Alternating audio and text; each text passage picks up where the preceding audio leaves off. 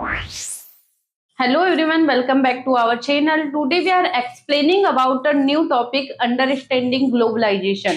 ठीक है, यह फर्स्ट यूनिट की थर्ड टॉपिक है। इसके पहले प्रीवियस वीडियो में सेकंड टॉपिक कवर किया था, various form of international business को। ठीक है, ये आज हम देखते हैं अंडरस्टैंडिंग ग्लोबलाइजेशन को। ठीक है, लेट स्टार्ट। इसको मीनिंग के थ्रू समझते हैं। Globalization is the process which countries of the world become economical, social and culture connected through the free flow of goods, services, capital, knowledge, technology and information across national boundaries। कहने का मतलब ये है कि understanding globalisation एक ऐसी प्रक्रिया है या ऐसी प्रोसेस है जिसमें क्या रहता है कि वर्ल्ड के सभी कंट्री आपस में सामाजिक, आर्थिक और सांस्कृतिक रूप से जुड़े हुए होते हैं। देन फ्री फ्लो मतलब बिना किसी रुकावट के गुड्स का, सर्विसेज का, कैपिटल का, नॉलेज का, टेक्नोलॉजी का, इंफॉर्मेशन का इंपोर्ट एक्सपोर्ट कर पाते हैं बिना किसी रुकावट के। That is called globalization. ठीक है, अब हम इसे एग्जाम्पल के थ्रू समझते हैं। जैसे फॉर एग्जाम्पल के लिए आप स्मार्टफोन यूज करते हैं। स्मार्टफोन है वो फॉरेन की कंपनी के है, लेकिन उसके जो पार्ट्स बने हैं वो क्या है, अलग अलग कंट्री से मंगवाए गए हैं या इंपोर्ट किए गए हैं। ठीक है, और उसको हम यूज कहाँ कर रहे हैं, इंडिया में कर रहे हैं। तो दैट इज कॉल्ड ग्लोबलाइजेशन। ये क्या है, ग्लोबलाइजेशन है। ठीक है, दूसरा इसका एग्जाम्पल है, आप बहुत अच्छे से इसे समझ पाएंगे। जैसे आप फॉरेन के ब्रांड के कपड़े यूज करते हैं या क्लॉथ यूज करते हैं, तो ये क्या रहता है, फॉरेन के ब्रांड के कपड़े हैं लेकिन इंडिया में वो इजीली मिल जाते हैं और आप उसे इंडिया में यूज कर रहे हैं। तो ये क्या है, ग्लोबलाइजेशन की वजह से संभव है। ठीक है, आई होप कि आपको ग्लोबलाइजेशन की डेफिनेशन समझ आई होगी। मैं एक बार आपको फिर से रिवाइज कर दे रही हूँ। ग्लोबलाइजेशन एक ऐसी प्रोसेस है जिसमें वर्ल्ड के सभी कंट्री या सभी देश आपस में सामाजिक, आर्थिक और सांस्कृतिक रूप से जुड़े हुए होते हैं। देन बिना किसी रुकावट के गुड्स का, सर्विसेज का, कैपिटल का, नॉलेज का, टेक्नोलॉजी का इंपोर्ट एक्सपोर्ट करते हैं अनादर कंट्री में। ठीक है, ये क्या है, ग्लोबलाइजेशन है। ठीक है, अब हम बात करेंगे।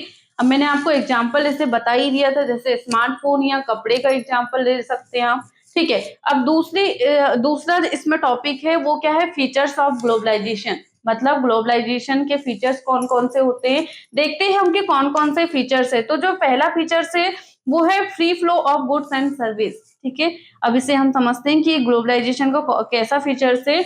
मतलब इसमें क्या रहता है कि आप बिना किसी रुकावट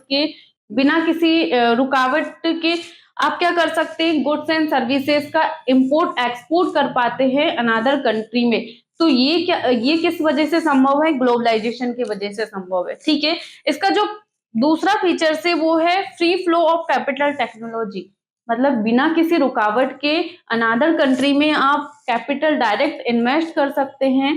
देन अब टेक्नोलॉजी के बारे में जान सकते हैं कि कौन से देश में कौन सी टेक्नोलॉजी यूज की जा रही है, कौन से टेक्नोलॉजी यूज करके हम अपने बिजनेस को ज्यादा से ज्यादा ग्रोथ कर सकते हैं, कौन से देश की कौन सी टेक्नोलॉजी है, कौन सी मशीनें यूज की जा रही है जिससे हम बिजनेस को जल्दी से ग्रोथ कर पाए। ये हम नॉलेज कलेक्ट कर पाते हैं किस वजह से, सिर्फ ग्लोबलाइजेशन की वजह से। ठीक है, थर्ड जो इसका फीचर्स है वो क्या है, फ्लो ऑफ इंफॉर्मेशन। अब हम इसे समझते हैं कि फ्लो ऑफ इंफॉर्मेशन कैसा फीचर है ग्लोबलाइजेशन का। तो इसमें क्या रहता है कि आप कोई भी इंफॉर्मेशन को शेयर करने के लिए पहले आप लेटर का यूज करते थे। ठीक है, तो लेटर में क्या रहता था कि बहुत ज्यादा टाइम लगता था और अपनी जो इंफॉर्मेशन है वो बहुत डिले पहुंचती थी या डिले शेयर हो पाती थी। लेकिन आज ग्लोबलाइजेशन की वजह से क्या हुआ है कि हम मैसेजेस, है ना, जूम मीटिंग, व्हाट्सएप मैसेज या फिर कॉल की वजह से या फिर ईमेल की वजह से हम अपने इंफॉर्मेशन को कुछ मिनटों में ही हम अनादर कंट्री में शेयर कर पाते। ये सिर्फ पॉसिबल हुआ है ग्लोबलाइजेशन की वजह से। ठीक है, और इसका जो चौथा फीचर है वो क्या है, कल्चर इंटरेक्शन। कल्चर इंटरेक्शन का मतलब मीनिंग ये होती है कि ग्लोबलाइजेशन की वजह से आप जान पाते हैं कि कौन से देश में कौन सा कल्चर फॉलो किया जा रहा है या वहां के जो पीपल है उनका कल्चर क्या है, वो उनको क्या पसंद है, कौन सी चीजें वो किस प्रकार का पहनावा पहनते हैं। मतलब कुल मिला के ये है कि आप किसी भी देश के कल्चर को अच्छे से ऑब्जर्व कर पाते हैं या उसके बारे में हम जान पाते हैं कि कौन से देश में कौन सा कल्चर फॉलो किया जाता है। ठीक है, तो ये सिर्फ पॉसिबल हुआ है ग्लोबलाइजेशन की वजह से। ठीक है, आई होप कि आपको फीचर्स ऑफ ग्लोबलाइजेशन समझ आया होगा। अब हम इसके बाद में बात करते हैं काउसेस ऑफ ग्लोबलाइजेशन के बारे में, मतलब जो वैश्वीकरण के कौन कौन से कारण हो सकते हैं या कौन कौन से कारण है। ठीक है, तो इसका जो पहला काउसेस है वो क्या है, sinking of time and distance. ठीक है, तो हम इसे समझते हैं कि ग्लोबलाइजेशन कैसा काउसेस है। ठीक है, तो इसमें क्या बोला है कि आप मतलब जो अपना टाइम और जो डिस्टेंस है वो ग्लोबलाइजेशन की वजह से हमें बहुत कम लगने लगी है। ठीक है, मतलब अब हम इसे समझते हैं कि जैसे फॉर एग्जांपल पहले आप कोई भी कंपनी अगर मैन्युफैक्चरिंग करती थी किसी भी प्रोडक्ट की, अगर उसको एक्सपोर्ट करना है अनदर कंट्री में, तो वो क्या आप पहले क्या ट्रेन वगैरह का यूज करते थे या अपने को ट्रांसपोर्टेशन बहुत कम था। लेकिन आज क्या हो गया, हाई टेक्नोलॉजी की वजह से, ग्लोबलाइजेशन की वजह से आप प्लेन जैसे, शिप जैसे ट्रांसपोर्ट का यूज करके आप अपने जो समय है या जो डिस्टेंस है उसको कुछ चंद घंटों में ही आप तय कर पाते हैं या उस कंट्री में आप पहुंच पाते हैं। ठीक है, इसी प्रकार समय की अगर बात करें तो समय में ये हुआ है कि कोई भी इंफॉर्मेशन पहले लेटर के माध्यम से हम शेयर करते थे। ठीक है, तो वो लेटर में क्या है, पहुंचने में बहुत ज्यादा वक्त या टाइम का यूज होता था। लेकिन आज क्या है, एडवांस टेक्नोलॉजी और ग्लोबलाइजेशन की वजह से हम एसएमएस की वजह से, ईमेल की वजह से या जो जूम मीटिंग होती है उसके वजह से हम क्या है, कुछ चंद सेकंडों में ही अपनी जो इंफॉर्मेशन है उसको हम अनदर कंट्री में शेयर कर पाते हैं। ठीक है, तो ये क्या हो गया, ग्लोबलाइजेशन की वजह से हुआ। ठीक है, सेकंड इसका जो काउसेस है वो क्या है, मोर फाइनेंशियल बेनिफिट, मतलब इसमें ये है कि अधिक से अधिक हम प्रॉफिट कैसे अर्न करें।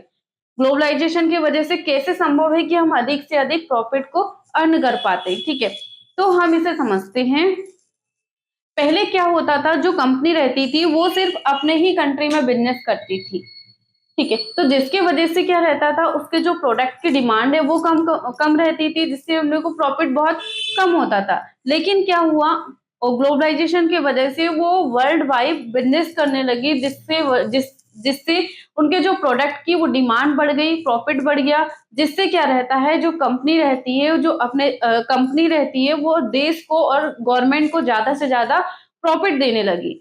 ठीक है, ये सिर्फ पॉसिबल क्या प्रॉफिट देने लगी, और कोई भी कंपनी ये चाहेगी कि जब उनका जो बिजनेस ग्रोथ करता है तो उसके जो प्रोडक्ट की सेल बढ़े, देन उसमें क्या है, प्रॉफिट ज्यादा से ज्यादा अर्न हो, जिससे क्या है उस देश की जीडीपी में ज्यादा से ज्यादा ग्रोथ मिले या ग्रोथ हो। ठीक है, तो ये क्या है, ये सिर्फ संभव हुआ है वो ग्लोबलाइजेशन की वजह से हुआ। अब हम इसका थर्ड काउसेस की बात करते हैं, वो क्या है, to reduce the cost production, मतलब जो अपने उत्पादन लागत को कम कैसे किया जाता है, वैश्वीकरण के कारण। वैश्वीकरण के कारण से क्या रहता है, कंपनी जो रहती है वो अपनी जो उत्पादन कॉस्ट रहती है उसको कम करती है। उस ग्लोबलाइजेशन की वजह से क्या हुआ है कि जहां पे कच्चा माल सस्ता मिलता है, जिस कंट्री में उसको ज्यादा से ज्यादा कच्चा माल सस्ता मिलेगा, वहां की जो मजदूरी कम रहेगी, उस देश में वो मैन्युफैक्चरिंग करती है या उस देश में वो बिजनेस स्टार्ट करती है। जिससे क्या रहता है, उसको वो इंटरनेशनल लेवल पे बिजनेस बहुत आसानी से कर